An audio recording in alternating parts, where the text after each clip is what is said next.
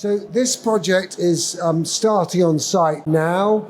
It's for Her Majesty's Prison Holloway, which is a sort of Victorian suburb in North London. There's the site as we find it. It sits with within a collection of housing typologies of the last 120 years, from Victorian villas through to Edwardian semi-detached houses, through to post-war and then 1980s housing. So it really is collage city. It was a women's prison, a walled prison in the centre of the city. In some ways, quite an important social purpose, because you could connect prisoners to families, but the government, in their wisdom, sold the site for in excess of £110 million. There's the original prison. So it was originally a kind of classic Victorian prison from the 1850s, located on the edge of London in green fields. The aspirations for the project, it was bought by the Peabody Trust, working with London Borough of Islington, a Labour borough. The Peabody aspiration was 60% affordable housing, a series of local provisions to bring the site back into play for the wider community. The majority of the housing to be family housing, to optimise that idea of London tends to provide, build to rent 1 and 2 bedrooms, but this was going for larger family units, and to also recognise the important history of suffragettes and more recent internment of women, what that might mean for the place. Peabody are a social housing provider working within London with over 30,000 homes and more since they recently merged. So a very long-term player, going back to George Peabody, again in the Victorian era. They're famous for 4-6-storey walk-up tenement housing, which has proved to be robust and successful, built around social space. The site of the history, the history of the site's quite fascinating. Oscar Wilde was interned there briefly. Suffragettes, conscientious objectors, women spies during the war. The last woman to be executed in the UK, Ruth Ellis, who shot her lover in a pub nearby in Hampstead. And then more recently, there's been a sort of engagement of women's communities with the future of this site, which is the last image on the right. As I said, it was rebuilt in the 1970s. The site's history kind of sets up the challenges. It was, as the far left image shows, a fortified internment centre in green fields. The city then built around it, and it was kind of left as this disconnected fragment right in the middle of what's become dense London, as you can see in the image on the bottom right. It was a kind of Bentham-inspired panopticon plan when it was originally built. So you were sort of sitting in the middle was the control element, and then all the wings springing off. It was rebuilt in the 70s to a sort of an idea of a more social model of courtyards. The panopticon was removed. The new buildings were created around a new courtyard garden that became very important. Women prisoners have tended the gardens within the site for the last 30 years, and they've become quite significant social, historical, as well as arboricultural value.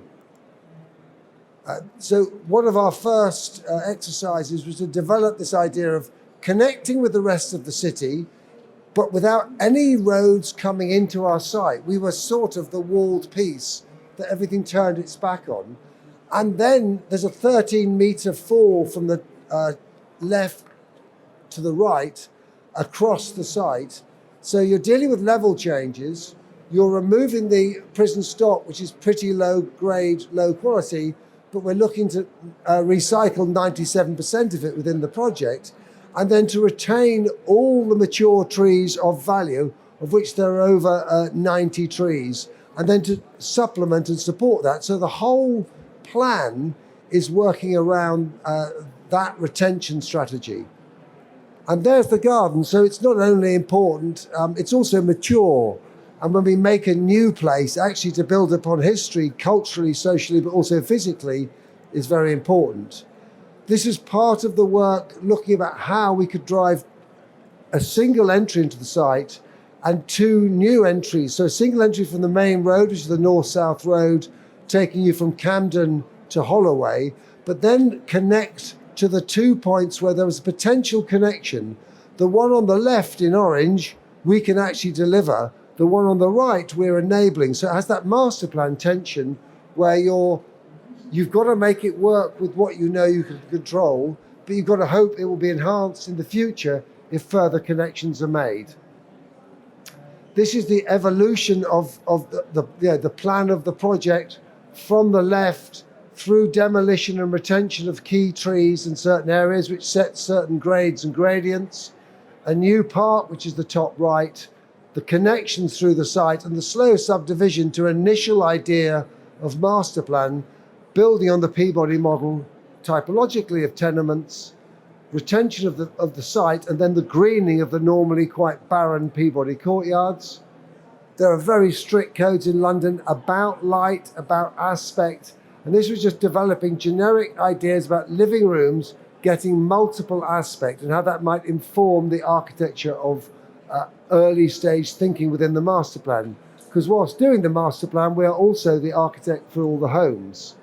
This is the strategic model of a tenement. Again, the London rule is you cannot have more than 8 units gathered around a core, which again is based on a tenement model, so you get short corridors or almost no corridors, and you can then focus 8 units around a scheme, which you can conjoin or break.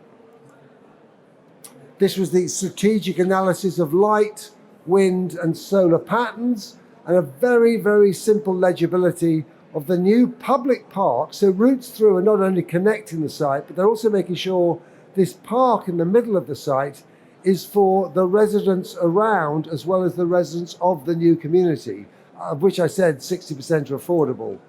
This is then the rotation and playing of that to let light through. All ends up being 1,000 living rooms for 1,000 homes.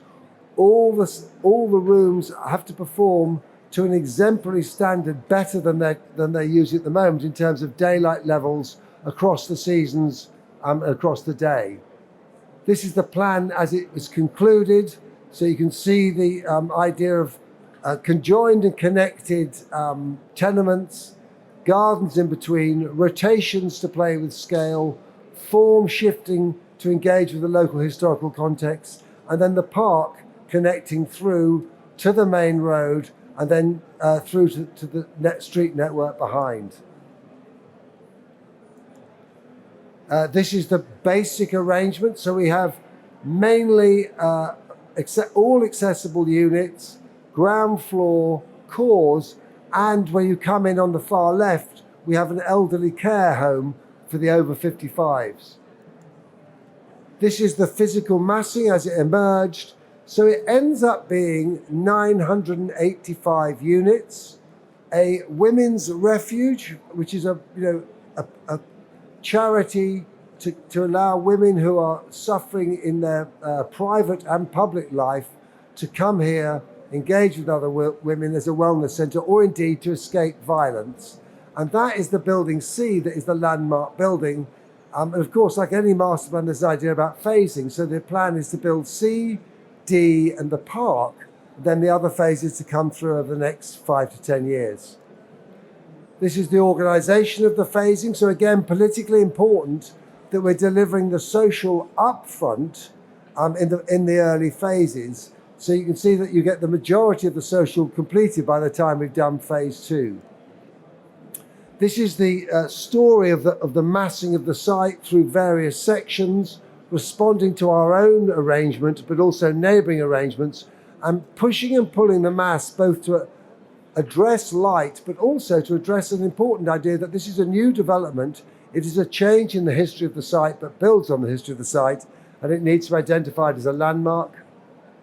These are the sections through the site, so you can see the 13-metre drop from the new connection on the left through to the main street on the right. This is the language of materials, working with historical brick patternings and colours that we found in the area, then using locally sourced bricks to build a kind of controlled pattern. This is one architect as a large team working across the 985 projects. This is the street view, so this is historical London heading up the hill, and you can see on the left, by the kind of open vistas you'd go over the brow of the hill towards Holloway, the women's building and the social housing above is the mark of the new development. Within the site, the mature trees become kind of a series of spaces, some intimate, some larger and more public, with the housing very much as a mansion flat, 6 to 8, maximum 13 stories in the women's building as the backdrop. Exemplary standards in terms of private accommodation, as well as shared play spaces. And then the streets within the site, so minimal on-street parking, absolutely kind of down to almost zero apart from disabled parking within the area. So it's maximizing pedestrian routes, minimizing parking, because it's a very, very good PTAL rating, which is to do with bus and transport. And then you can see the idea of more formal blocks holding the park, letting light in, and becoming kind of creating play spaces between them for the children of those blocks. And then this is the women's building and their protected shaded garden behind. So the women's building, which is social housing and 2.5 stories of this charitable refuge that they will develop a extended program for, is in a sense celebrated as the landmark building as you enter the site. It has a very public entrance, so this is not a concealed function, but it also has a much more discreet private entrance for those who wish to not be seen as they enter it. There are those two buildings. As you can see, the fall down towards the site, the highest point of 13 stories on the right. And then this is about the detailing of the building, run by a team led by women architects within the office. And then this is the idea of the communal program. So the 985 units share a communal club, sports and educational facilities. They go to the local schools, but a sort of support network within the project. This is the idea of carving glimpses and views and entries, and entering the development both off the street and through courtyards, but generally, as retail is dying, bringing the housing down to ground, because this is essentially what we would think of in London as a suburban but quite dense urban district. And then this is the elderly residence accommodation as you arrive by foot from the existing site. So you're playing with this mature landscape from the off, with a very careful building and construction program to work within the sites to ensure that we don't damage this rich detailing.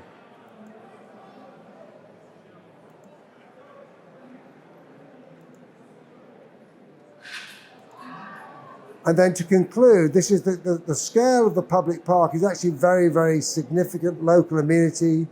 And it's a walkthrough for everyone. So it has a series of play, particularly focusing on teenagers who are not well catered for in London's play facilities.